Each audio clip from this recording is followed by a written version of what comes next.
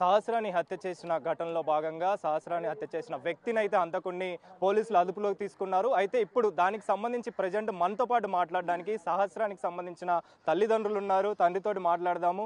అన్న చెప్పండి, మీరు గత 5 రోజుల నుంచి కూడా సహస్రాన్ని హత్య చేసిన హంతకుడిని పట్టుకున్న సిచ్యువేషన్ కనిపించలేదు. నిన్న పట్టుకున్నారు. దానికి సంబంధించిన వివరాల్లోకి వెళ్తే హంతకుడు పక్కనే ఉన్న బిల్డింగ్లో ఉన్న వ్యక్తి ఒక మైనర్ బాలుడు. మీరు ఏం చెప్తారు దీనికి సంబంధించి? అతను మైనర్ బాలుడు అయితే కాడు 100%. ఎందుకంటే ప్రీ ప్లాన్గా మర్డర్ చేశాడు. వాడిని మాత్రం వదలొద్దు. ప్రభుత్వంకి అటు చెప్తున్నాను, మీడియాకి చెప్తున్నాను, చట్టానికి చెప్తున్నాను. వాడు మాత్రం మైనర్ బాలుడు కాదు. ప్రీ ప్లాన్గా మర్డర్ చేశాడు. వాడు చాలా క్రిమినల్ మైండ్ అంది. వాడిని మాత్రం వదలొద్దు. మీరు చట్టాన్ని వేరే రూల్స్ తీసుకొచ్చి వదిలేరంటే అది పై దాకా వెళ్తా. నేను ప్రభుత్వంతో కొట్లాడతా. కానీ వాడు మాత్రం బతకొద్దు. వాణి మాత్రం ఎక్కడ చంపాడో అక్కడ పెట్రోల్ వేసి తగలబెట్టాలి. మీరు తగలబెడితేనే నాకు న్యాయం జరుగుతుంది, నాకు కడుపు మంట చల్లారుతుంది. లేక మాత్రం బాగుండదు. ఇది చాలా పైదాకా తీసుకెళ్తాను నేనైతే. దీనికి ఇంకా ఏం చెప్పదలుచుకుంటలేను. ఇప్పుడు ఈ బాలుడి విషయానికి వస్తే పక్కనే బిల్డింగ్ లో దాదాపు కొన్ని సంవత్సరాల నుంచి కూడా ఉంటున్నాడు. మీకు పరిచయం ఉందా? ఇతను తెలుసా మీకు? ఏ విధంగా తెలుస్తాయి? పరిచయం అంటే పక్కకున్నాడు కాబట్టి తెలుసు. చూస్తుంటారు రోడ్ల మీద కింద. కానీ వాళ్ళ ఇంట్లో జొర్రి మాత్రం చూడాలేమో కదా. రోడ్డు మీద కనిపిస్తే స్కూల్ వెళ్తున్నావా లేదని మా బాబుతోని క్రికెట్ ఆడతాడు వాడు. అంతే. దాని విషయంలోనే తెలుసు. కానీ వేరే విషయంలో నాకు తెలియదు. వాడు ఎవడో, వాడు ఎక్కడున్నాడో, వాడు ఎవరిని పుట్టిండో, వాళ్ళ తల్లిలు ఎంతమందో, తండ్రులు ఎంతమందో నాకు తెలియదు. వాడంత పెద్ద క్రిమినల్ మైండ్ ఉందంటే వాడు ఎవడో మనకు తెలియదు అసలు. తను ప్రీ ప్లాన్డ్ గా దొంగతనం చేయాలని చెప్పేసి ఒక లెటర్ మీద రాసుకున్నాడు. ఎలా చేయాలని చెప్పేసి కూడా డీటెయిల్స్ రాసుకుని ఆ తర్వాత దాడికి పాల్పడ్డాడు. ఇవన్నీ ఘటనలు చూస్తే మీరు ఏం చెప్తారు దీనికి సంబంధించి? అంటే సహస్రాన్ని చంపాల్సిన అవసరం ఏమొచ్చింది అతనికి? దాని గురించి మీరేం మాట్లాడతారు? మీ ఇంట్లో తను ఏం దొంగతనం చేసేయడానికి వచ్చినట్టు కూడా మీరు చెప్తారు. దొంగతనం అంటే నాకు మా పాప అయితే ఏం చేయలేదు. మా పాపని చంపిండు వాడు. దొంగతనం అంటే ఎన్ని దొంగతనాలు చేసిండో నాకు తెలియదు.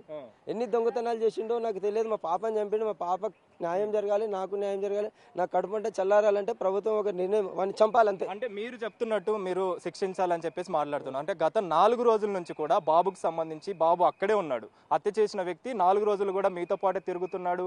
పోలీసుల దగ్గర కూడా కనిపించిన పరిస్థితి. కానీ అలాంటి పరిస్థితుల్లో ఎక్కడ కూడా అనుమానం కలగలేదా? దానికి సంబంధించి మీరేం మాట్లాడతారు? అంటే పోలీసులకి అనుమానం కలిగించిన విధంగా అతను వ్యవహరించాడంటే తన యొక్క మెంటాలిటీ ఎలా ఉంది, క్రిమినల్ మైండ్ ఎలా ఉందంటే మీరేం మాట్లాడతారు? వాడు ఒక పెద్ద దొంగ సార్. దొంగ వాడు క్రైమ్ ఆడు. వాడు చిన్న పిల్లోడు కాదు. వాడు ఫ్రీ ప్లాన్ గా మర్డర్ చేసిండు. దొంగతనం చేయడానికి వచ్చిండు. మా పాప అడ్డొచ్చిందేమో చంపేసిండు. కానీ మా పాప పోయింది దాంట్లో. దొంగతనం ఎంత దొంగతనం చేసుకున్నా, డబ్బులు తీసుకున్న సమయం కాదు. కానీ నా పాప చనిపోయింది. నా పాపకు న్యాయం జరగాలి, నాకు న్యాయం జరగాలి. ఎందుకంటే నాకు కడుపు. ప్రభుత్వానికి ఒకటే చెప్తున్నా, ఇటువంటి విషయం వల్ల ఏ తల్లిదండ్రులు ఏడవద్దు. ఈ చిన్న పిల్లలకు కావద్దు. వీని మాత్రం ఉంచొద్దు. ఎవరి తల్లిదండ్రులకు కడుపుకోత రావద్దు. నేను బాధపడుతున్నా. నాకు తిరిగి రాదు. నాకు నా మంట నాకు దేవునికి మాట విన్న తర్వాత బాలుడు హత్య చేశాడంటే అసలు మీరు నమ్మారా? అసలు దీనికి సంబంధించి అంటే ఇంత దారుణంగా, అతి కిరాతకంగా 20కి పైగా కత్తిపోట్లు తన శరీరం మీద కనిపించిన పరిస్థితి, అసలు ఇంత దారుణానికి ఒడిగట్టాడంటే మీరు నమ్మారా? దీన్ని ఏ విధంగా చూస్తారు మీరు? నేనైతే నమ్మలేకపోతున్నాను. నేను షాకింగ్లో ఉన్నా చాలా. అసలు వాడిని చూడంగా నేనే ఆశ్చర్యపడిపోయినా. నేను అసలు వాడు ఏంది ఇంతగా క్రూరంగా తయారైపోయిన వాడు చిన్నపిల్లడు కాదు సార్. ప్లీజ్ నేను రిక్వెస్ట్ చేస్తున్నా, చిన్నపిల్లడు కాడు వాడు ప్రీ ప్లాన్గా 18 years అబోవ్ ఉంటాయి వానికి. వాడు వాళ్ళ తల్లిదండ్రులకు కూడా చెప్తున్నా, వాళ్ళ తల్లిదండ్రులకు వాళ్ళ ఇంట్లో అందరికి శిక్షించాలి. వాళ్ళ తల్లిదండ్రులు కూడా వానికి సహకరించారు. 5 రోజులు తిప్పిండంటే వాళ్ళ తల్లిదండ్రులకు తెలుసు డబ్బులు వచ్చినాయి ఎక్కడిరో అని కూడా అడుగుతలేరు వాళ్ళ తల్లిదండ్రులు. వాళ్ళ తండ్రిదండ్రులు కూడా తింటారు. ఆ డబ్బులు తిన్నారు వాళ్ళు. 5 రోజులు తిన్నారు. ఎంత సార్? ఎంత పోయినాయి దొంగతనం? 85,000 బంగారం ముట్ల 85,000 తీసుకున్నాడు. ఆ తల్లిదండ్రులు అన్నం తిన్నారు కాబట్టి చెప్తున్నాను, వాళ్ళ తల్లిదండ్రులను కూడా శిక్షించాలి, కఠినంగా శిక్షించాలి. 5 రోజులు గడుస్తుంది. 5 రోజులలో తల్లిదండ్రులకు తెలియకుండా ఇది ఖచ్చితంగా ఉండదు అని చెప్పేసి మీరు అంటారు? ఉండదు ఖచ్చితంగా తల్లిదండ్రులకు తెలిసి ఉంటుంది. వాడెనక ఇంకోవరని ఉంటే పట్టుకోండి. పోలీసు వాళ్ళకు కూడా రిక్వెస్ట్ చేస్తున్నా. పోలీసు వాళ్ళు పట్టుకున్నారు. వాళ్ళని కూడా చాలా సంతోషపడుతున్నా వాళ్ళ విషయంలో. ఇంకా ఎవరైనా ఉంటే పట్టుకోండి సార్ ప్లీజ్. ఇంకొక విషయం ఏంటి అని అంటే బర్త్డే సెలబ్రేషన్స్ లో కూడా ఈ బాబు పాల్గొన్నట్టుగా కూడా తెలుస్తుంది. మీ బాబుతోనే కలిసి అదే స్కూల్లో చదువుతున్నాడు. సో బాబు స్కూలే అదే క్లాస్, అది కాదు 10th క్లాస్, తాను అదే స్కూల్లో చదువుతున్నాడు. Second class. మా బాబు సెకండ్ క్లాస్. ఒకటే గల్లీలో ఉంటారు కాబట్టి పక్క బిల్డింగ్ లో కాబట్టి క్రికెట్ ఆడడం దానివల్ల వాడు బర్త్డే పార్టీలు అంటే వాడు వెళ్తుంటాడు. వాడు ఫ్రెండ్స్ తొలక రావాలనే ఆశతో తొలకొచ్చింది తప్ప వేరే ఉద్దేశం లేదు. ఎందుకంటే వాడు తెలియదు పిల్లోడాడు, వాడు ఇంట్లోకి వచ్చి అన్ని చూసుకుంటుండంటే ఎవరు గుర్తుపడతాడండి? ఆ టైంలో ఎవరు గుర్తుపడతారు చెప్పండి? దీన్ని బట్టి మనకు అర్థమవుతుంది మీ ఇంటిని ఎగ్జాక్ట్ గా అబ్జర్వ్ చేశాడు, అబ్జర్వ్ చేసి దాని తర్వాత లెటర్ రాసుకోవడము ఏంటి అనేది. అది మాకు తెలియదు. డబ్బులు ఎక్కడ పెట్టడం జరిగింది దీనికి? అంటే మేము అల్మారీలో పెట్టుకుంటాం కానీ బయట ఇట్లా విచ్చల పడేయం కదా, డబ్బులు అల్మారీలోనే పెట్టుకుంటాం. వాడు మా ఫ్రెండ్ మా అబ్బాయితో ఎప్పుడు ఇంటికి వచ్చిండో ఎప్పుడు చూసిండో నాకు తెలియదు, కానీ వాడు మాత్రం మైనర్ బాలుడు కాదు. ప్లీజ్ చెప్తున్నాను, వాడు మెచ్యూరిటీ మైండ్ అంది. వాడిని మాత్రం శిక్షించాలి, వాళ్ళ తల్లిదండ్రులను కూడా శిక్షించాలి, కఠినంగా శిక్షించాలి. తల్లిదండ్రుల ప్రమేయం ఉన్నది దాంట్లో. ఎప్పుడైనా కానీ మీరు తల్లిదండ్రులతోటి ఎప్పుడైనా మాట్లాడడం కానీ ఏ విషయమైనా? లేదండి, వాళ్ళ తండ్రిని ఇంతవరకు చూడలే, నేనైతే తండ్రిని చూడలేదు, వాళ్ళ తల్లితో ఎప్పుడు మాట్లాడలేదు. ఏమున్నా వాళ్ళ చిన్న సిస్టర్ శాంతి అనుకుంది, పైనుంచి హాయ్ అంటే హాయ్ అంకుల్ అంటే హాయ్ నేను వెళ్ళిపోతా తప్ప వేరే మాటలు లేవు వాళ్ళతో, అంతే.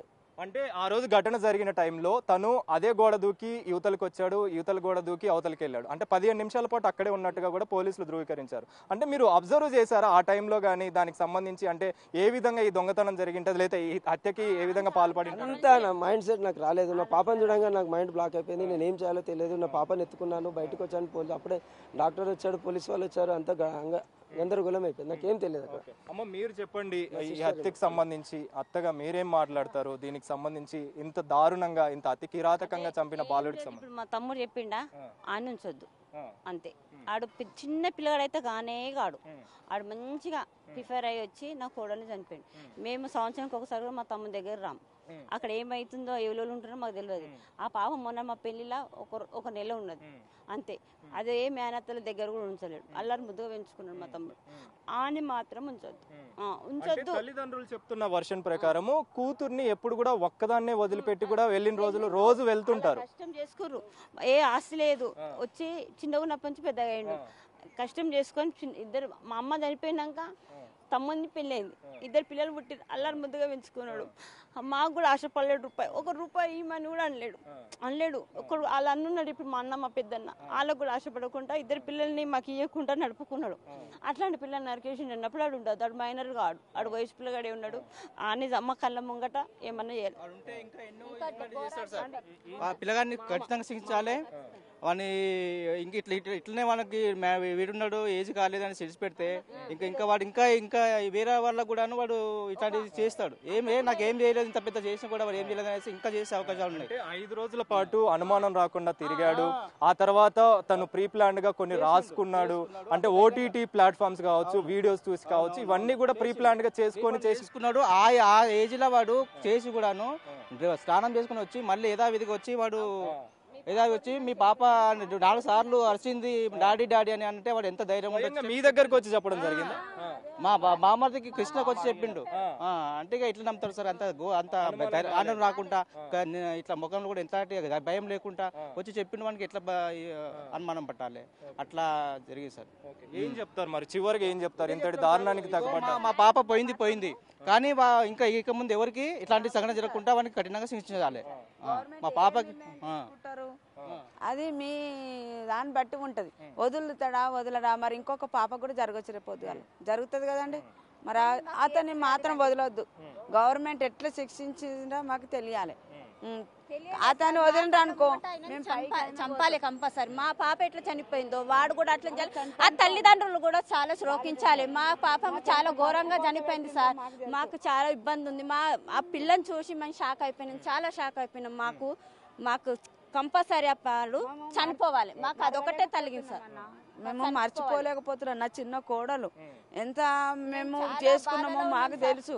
నా కడుపు కోత మిగిలిచ్చిండు, వాళ్ళకు కూడా కడుపు కోత మిగిలాలి. అంటే అమ్మ మీతోటి ఎలా ఉండేది సహస్రని విషయానికి వస్తే? అసలు నా తమ్ముని బిడ్డ సార్, చాలా మంచిగా ఉంటుంది. ఎంతటి దారుణంగా కలగనలేము సార్, మేము అసలు అనుకోలేము. మా వార్త తెలియంగానే పడుకుంటే లేసుకుంటూ వచ్చిన సార్, మాకు అసలు ఏది తెలియదు ఎలా ఉంటుందో మాకు చాలా. మేము ఇప్పటికి కళ్ళకెళ్ళి పోతలేదు సార్, షాకులు ఉన్నాం మేము. ఎందుకు చంపిండ్రు అనే బాధ మాకు అర్థం అవుతలేదు. వాడు అనుమానం రాకుండా ఎందుకు చంపిండు, ఏ విధంగా చంపిండు, అంత కక్ష ఏమది అది అర్థం కాలేదు మాకు ఇప్పటిదాకా. ఆ పిల్లగాడు దొరికిన దాకా అర్థం కాలేదండి. కంపల్సరీ శిక్షించాలి. థ్యాంక్స్ అండి. సో మొత్తానికైతే రాధిక సహస్రని తల్లిదండ్రులు కావచ్చు, వాళ్ళ బంధువులు కావచ్చు, తండ్రి ఒకటే ఒక మాట చెప్తున్నాడు, ఖచ్చితంగా దీనికి సంబంధించి ఆ హంతకుడికి సంబంధించి శిక్షించాలని చెప్పేసి, తనకి కఠిన శిక్ష ఖచ్చితంగా పడాలని చెప్పేసి అయితే వీళ్ళు డిమాండ్ చేస్తున్న పరిస్థితి. దాదాపు 5 రోజుల పాటు మాతో పాటే తిరిగాడు, మాతో పాటే ఉన్నాడు, అన్ని విషయాలు కూడా షేర్ చేసుకున్నాడు. కానీ ఇలాంటి దారుణానికి ఒడిగడతాడు అంటే, గతంలో కూడా చాలా వరకు మా ఇంటికి రావడం జరిగింది, బర్త్డే సెలబ్రేషన్స్లో కూడా పాల్గొన్నాడు, కానీ ఇలాంటి దారుణానికి ఒడిగడతాడని అసలు ఊహించనే లేదు. కానీ అలాంటి వ్యక్తిని, ఇంతటి దారుణానికి తెగబడ్డ వ్యక్తిని మాత్రం ఖచ్చితంగా శిక్షించాలని చెప్పేసి తండ్రి కృష్ణ మాట్లాడుతున్న పరిస్థితి మనకు కనిపిస్తుంది.